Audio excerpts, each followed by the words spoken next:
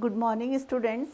I am Dr. Manju Bhaskar, Professor and Head in Department of Psychiatry, Mahatma Gandhi Medical College and Hospital, Jaipur.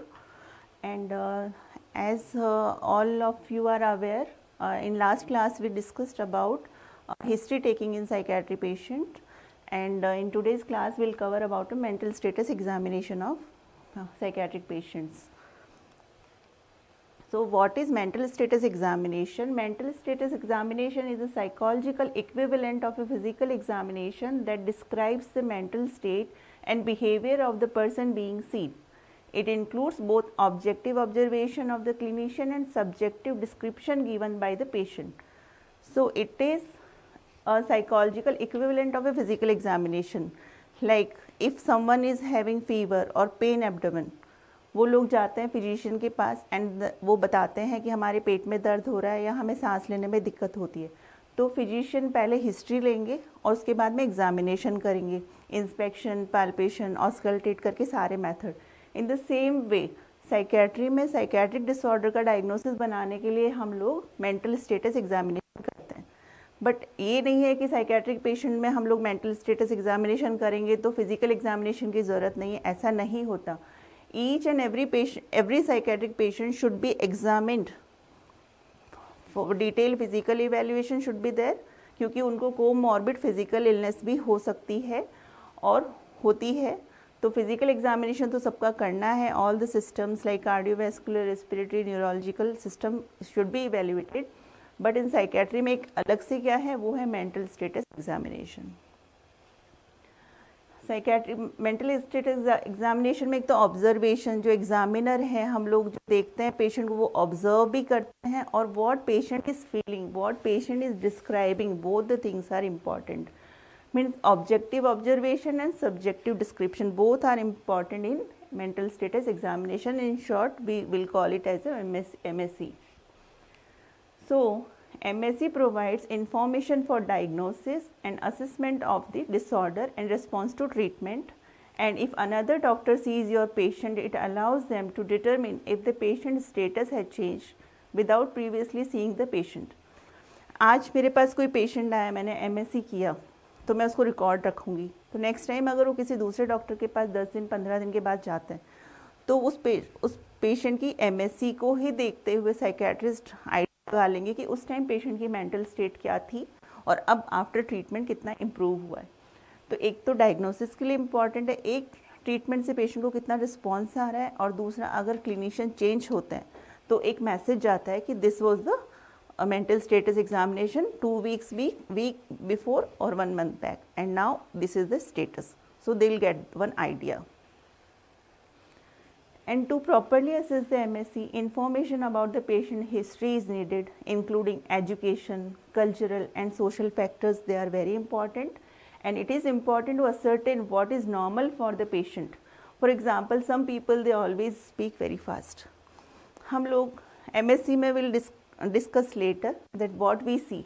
We see a speech also. We observe speech and we look for any speech disorders. But हमें ये mind में रखना चाहिए कि कुछ लोग हमेशा से ही ज़्यादा बोलते हैं, तो हमें लेबल नहीं करना चाहिए कि that patient is speaking more this time. इसलिए पूरा बैकग्राउंड पहले कि पेशेंट का education, cultural, social factor, patient के रिलेटिव से हिस्ट्री, और ये सब कुछ पहले हमें बैकग्राउंड में आइडिया होना चाहिए. Then only we can assess the patient. So these are the components of the mental status examination. First is appearance and behavior. Second, motor activity, speech, mood, affect, thought process, thought content, and perceptual disturbances. These are the things that we look for the MSE. And apart from this, cognition, abstract thinking, judgment and insight. In today's class, we'll cover till perceptual disturbances, and cognition, abstract thinking, judgment we'll take in next class. तो first is appearance and behavior. जैसे ही patient आपके chamber में enter होता है, उसी time you start observing. Patient का behaviour हमें ऑब्जर्व करना है. तो what are the things that we need to see. First thing is age. अगर रिलेटिव्स ने बताया कि पेशेंट इज़ 30 year old, तो हमें देखना है कि वो 30 years से यंगर दिख रहा है या 30 years से एज में बड़ा लग रहा है. Then we'll see the built, कि वो थिन बिल्ट है, मॉडरेटली बिल्ट है या हैवी बिल्ट है. Built is important for management plan, क्योंकि कुछ मेडिकेशन से उनसे वेट बढ़ता है, तो अगर ओबेज है या कुछ ऐसी प्रॉब्लम है तो will avoid these kind of psychotropic medication. फिर पोस्चर देखेंगे, then will see dressing, grooming and और any other prominent physical abnormalities, like कोई लिम्प करके आ रहा है, किसी में थायराइड स्वेलिंग दिख रही है, किसी में थायराइड टॉक्सिकोसिस में आइज़ आपको अगर लगता है कि एकदम प्रोमिनेंट फिजिकल एबनॉर्मलिटी, तो वो हम लोग यहाँ पे अपीयरेंस एंड बिहेवियर में नोट करेंगे। Then level of alertness, facial expression, attitude towards examiner, eye contact and rapport, these are the things in appearance and behavior. Now we'll discuss, for example, like in grooming and self care, generally patient with chronic schizophrenia, psychosis, any drug addict, substance use patient or dementia patient, they are very ill kept, means वो अपनी personal care का ध्यान नहीं रख पाते, तो उनके कपड़े भी बहुत गंदे होंगे। देखने से ही अगर आपको पता चल जाएगा कि उनका जो पर्सनल केयर है बहुत पुअर है। सेकेंड है, जैसे मेनिया के पेशेंट होते हैं, मेनिया के पेशेंट्स के कपड़े बहुत ब्राइट कलरफुल होंगे,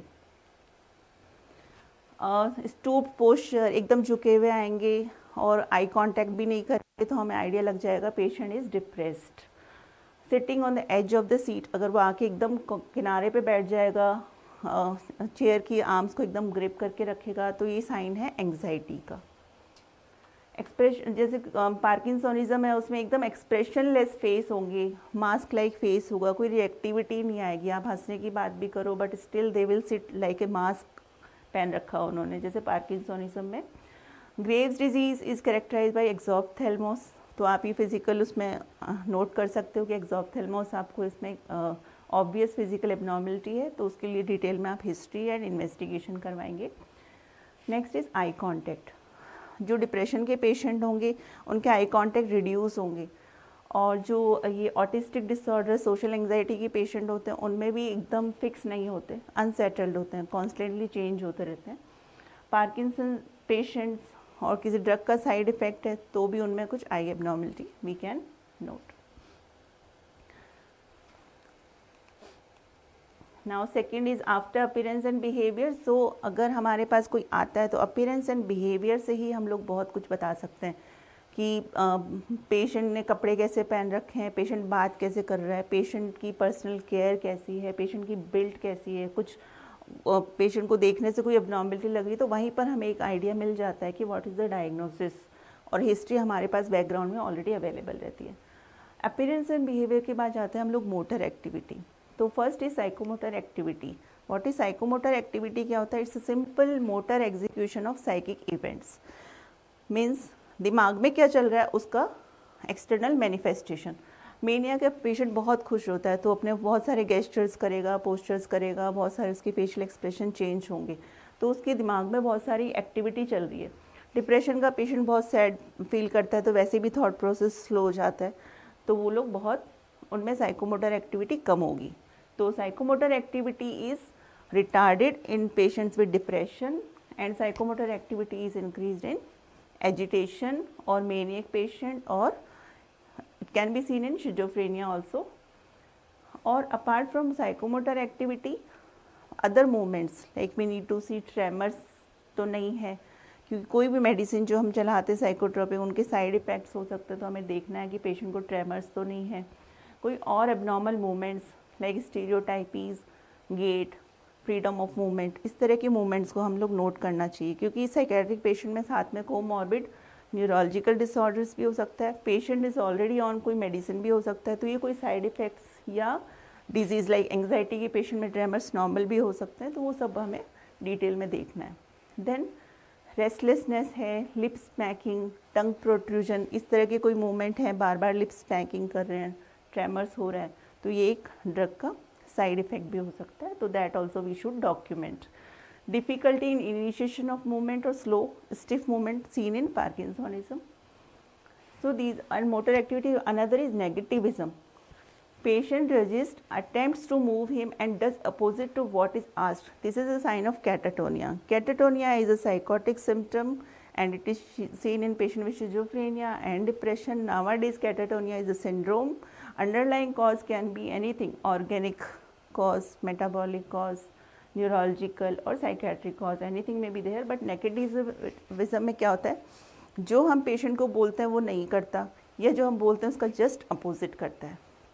लाइक हम हैंडशेक करने के लिए कहेंगे या तो नहीं करेगा, और या फिर बैकवर्ड लेके चला जाएगा, तो जस्ट अपोजिट करते हैं. तो ये motor activity. Then third is speech.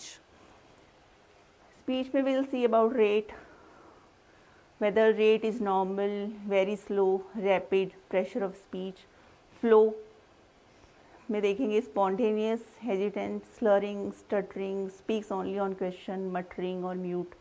Volume, whether is audible और एक्सेसिवली लाउड और abnormally soft. Amount, normal, abundant, scanty.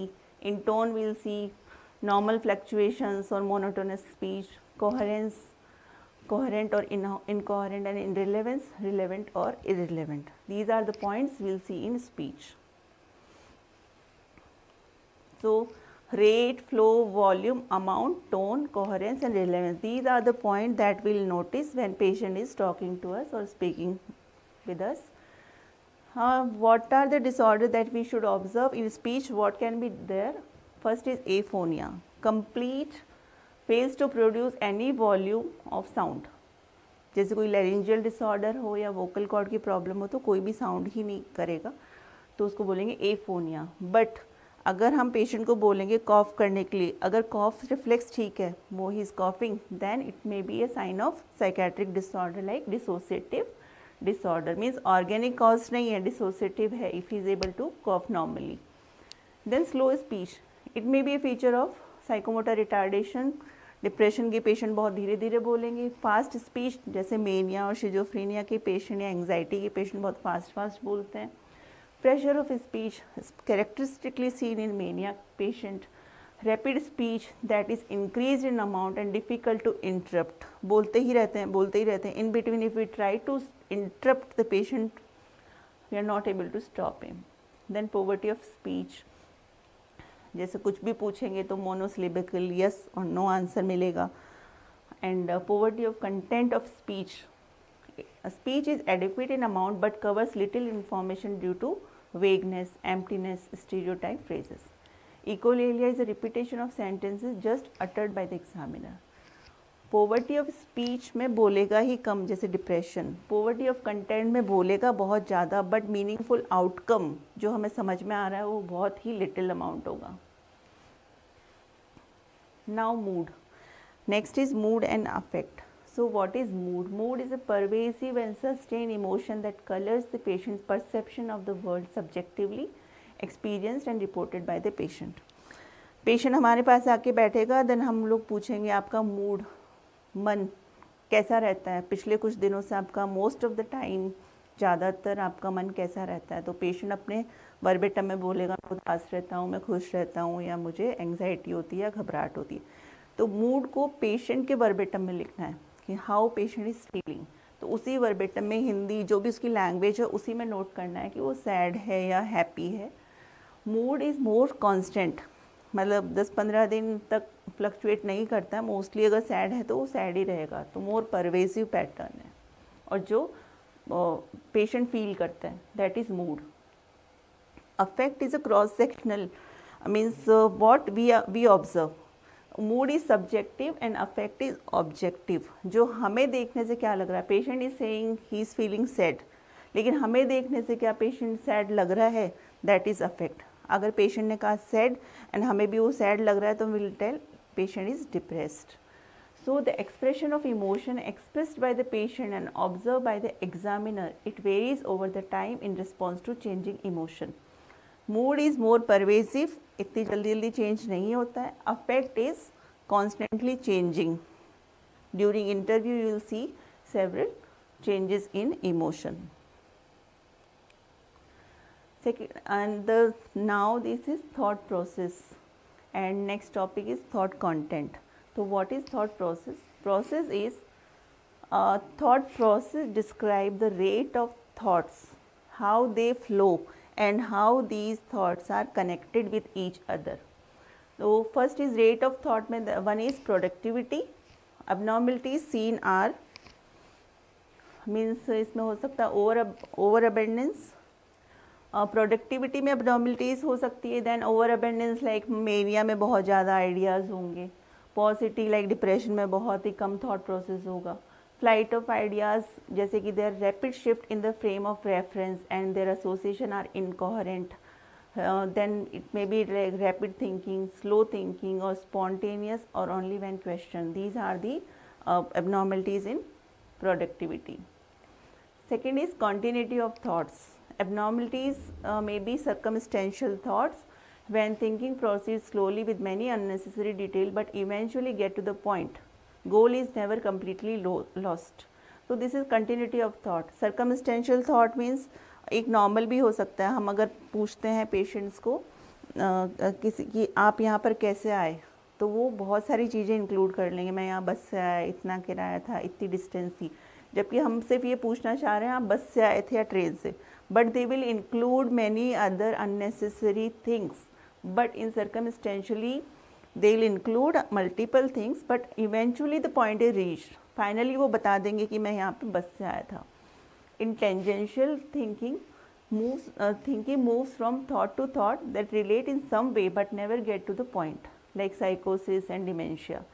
कोई भी टॉपिक पूछेंगे they just touch it, लेकिन डायरेक्टली आपको पॉइंट टू पॉइंट आंसर नहीं देंगे. Third is thought block. Sudden arrest of the thought of the mind, leaving a blank and completely new thought arises. एकदम हमारे सामने बात करते करते एकदम से रुक जाएंगे और फिर आगे कुछ भी नहीं बोलेंगे, कुछ टाइम बाद में एक नया टॉपिक स्टार्ट कर देंगे. दैट इज़ थॉट ब्लॉकिंग, जो शिजोफ्रेनिया के पेशेंट्स में मिलता है.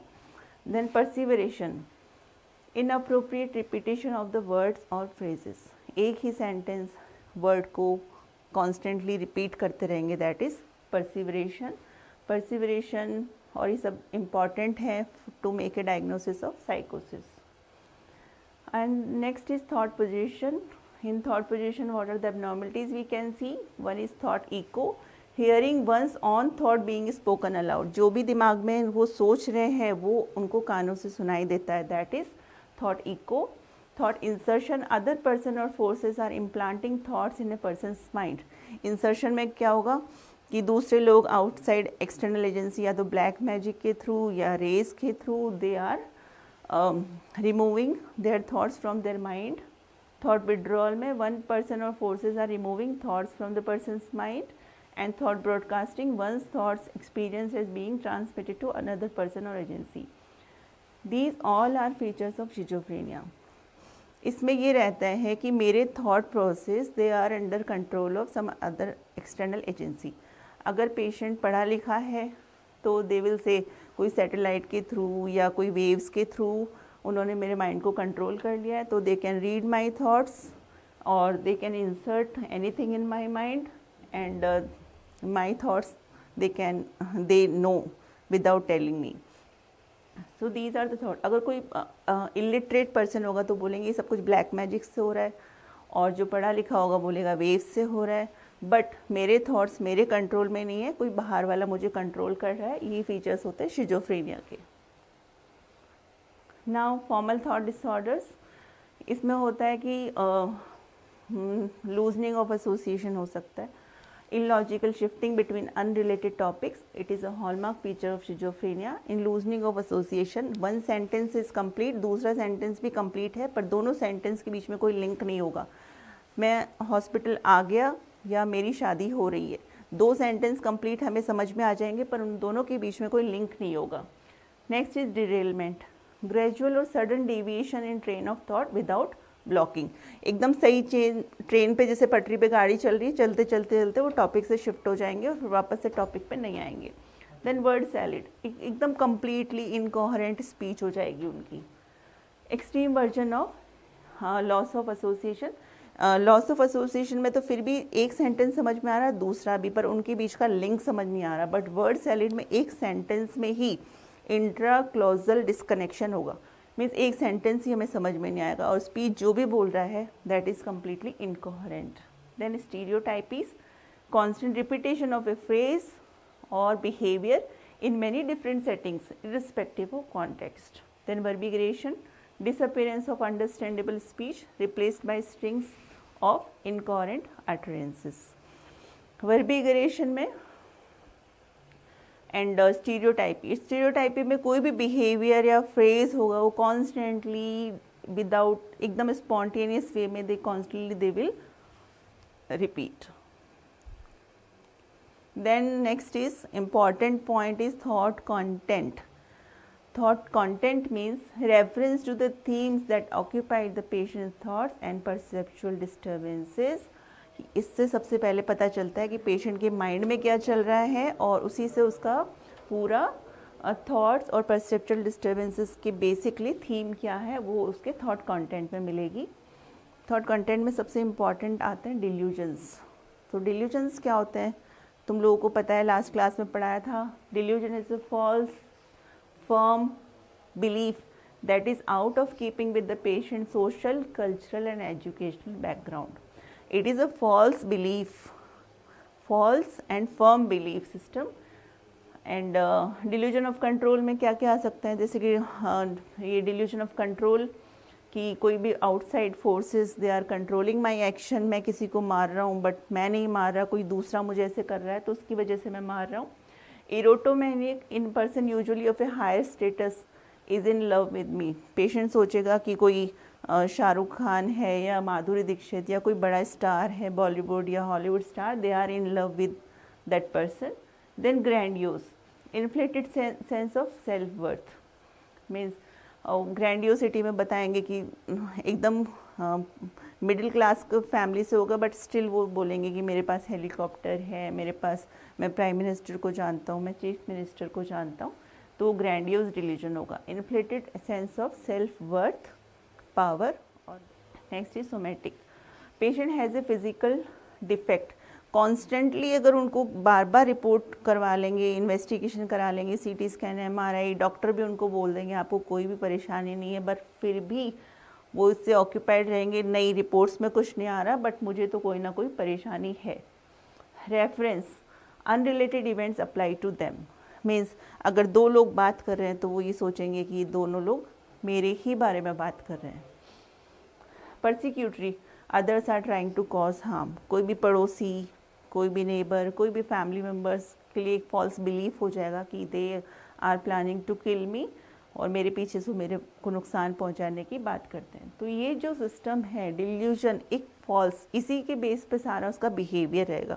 अगर उसको लगता है कि घर वाले मेरे अगेंस्ट हैं तो वो घर वालों पे लड़ाई झगड़ा करेगा. उसको लगेगा पड़ोसी या फ्रेंड्स हैं जो मुझे नुकसान पहुंचाना चाहते हैं, बट इसमें कुछ सच्चाई नहीं होती, ये सिर्फ पेशेंट का फॉल्स बिलीफ सिस्टम होता है. तो that is delusion. Next is pre occupations. मतलब एक तो डिल्यूजन में तो फॉल्स बिलीफ सिस्टम होंगे, इसमें होंगे प्री ऑक्यूपाइड, मतलब पूरे टाइम ये सोचते रहेंगे. फोबिया, उनको डर लगता रहता है कि persistent and irrational fear of delineated aspects of non human objects और एनवायरनमेंट. बिना किसी कारण के पूरे दिन उनको डर लगता रहता है. And now hypochondriacal symptoms, excessive fear of anxiety of having a serious disease. पूरे टाइम इनको लगता रहेगा मुझे ये डिजीज़ हो जाएगी, मुझे HIV तो नहीं हो जाएगा, मुझे ये तो नहीं हो जाएगा, मुझे वो तो नहीं हो जाएगा. तो hypochondrial fear. Obsession, these are repetitive preoccupation with the thought acknowledged by the patient to be irrational or a compulsion, repetitive acts based on obsession. Obsession में constantly एक thought, image उसके माइंड में चलती रहती है कि मुझे हाथ धोने, मेरे हाथ गंदे हो गए, मुझे धोने हैं. वो 10 बार भी हाथ धोएगा, 20 बार भी धोएगा, बट स्टिल उसको सेटिस्फेक्शन नहीं मिलेगा कि मेरे हाथ साफ हो गए. तो ये सब चीज़ें आएंगी प्रीऑक्यूपेशंस में. After thought disorder will discuss about perception. Perception क्या होता है? Process of transferring physical stimulation into psychological information, that is mental process by which sensory stimuli are brought to awareness. मतलब जो भी हमारे आसपास चीज़ें हो रही हैं उनको हम कैसे परसीव करते हैं. जैसे कि मैं आँखों से देख रही हूँ, it can be visual, auditory, olfactory और tactile. These are our senses by which we perceive the external environment. तो हमारे कैसे परसीव कर रहे हैं उसी से बहुत सारी हमारा बिहेवियर डिटरमिन होता है. तो फर्स्ट इज परसेप्चुअल डिस्टर्बेंसेस में सबसे इंपॉर्टेंट होते हैं हेलुसिनेशन. जैसे तुम लोगों ने हेलुसिनेशन की डेफिनेशन पढ़ी होगी, perception in the absence of any stimulus. कुछ भी नहीं है but still they are perceiving. अगर मेरे सामने कुछ रखा है तो मैं परसीव कर रही हूँ, दैट इज़ नॉर्मल. कि मेरे सामने टेबल रखी है तो मैं उस टेबल को देख रही हूँ, तो एक नॉर्मल है कि स्टिमुलस है and I am perceiving with my eyes. But if there is nothing, but still I am seeing something, that is hallucination in UG level. तो and illusion क्या होता है? Misinterpretation of stimuli arising from the external object. Illusion and hallucination both are different. Hallucination में there is no object, but in illusion there is misinterpretation. अगर means mental image is combined with stimulus, that is illusion. मेरे mind में डर लग रहा है, किसी ने कहा अंधेरे में जाने से ऐसा हो जाता है, कुछ दिख जाता है, ऐसा हो जाता है. मेरे माइंड में ऑलरेडी एक इमेज है कि मतलब हो सकता है मुझे कुछ दिख जाए, और सामने मुझे एक रस्सी भी पड़ी हुई दिखेगी तो मुझे लगेगा अरे ये तो सांप है. तो रस्सी है, स्टिमुलस है, बट मेरे अंदर के फियर ने उसको सांप, स्नेक समझ लिया, तो दैट इज मिस इंटरप्रिटेशन. तो इल्यूजन में स्टिमुलस है, that will miss interpret. Hallucination में there is nothing, but still we see the things. And these are the derealization. उनको लगता है कि मेरे आसपास का environment change हो गया है. Depersonalization, उनको लगता है sensation of unreality concerning oneself or parts of oneself. उनको लगता है मैं नहीं हूँ, I am detached from myself. तो derealization, depersonalization ये सब anxiety में भी दिखते हैं. Then हेलुसिनेशन जो बताए थे वो हो सकते हैं ऑडिटरी भी हो सकते हैं, विजुअल भी हो सकते हैं कि कुछ लोग मुझे दिखाई दे रहे हैं. ऑडिटरी में उनको बोलेंगे कि मल्टीपल वॉइसेस हमें सुनाई दे रही है, जब वहाँ पे कोई भी नहीं, जबकि फैमिली मेम्बर्स बोलते हैं हमें कोई दिखाई नहीं दे रहा, हमें कोई सुनाई नहीं दे रहा, बट स्टिल पेशेंट बोलते हैं कि मुझे कॉन्स्टेंटली लोग दिखाई दे रहे हैं, सुनाई दे रहे हैं. टेक्टाइल और ऑल्फैक्ट्री.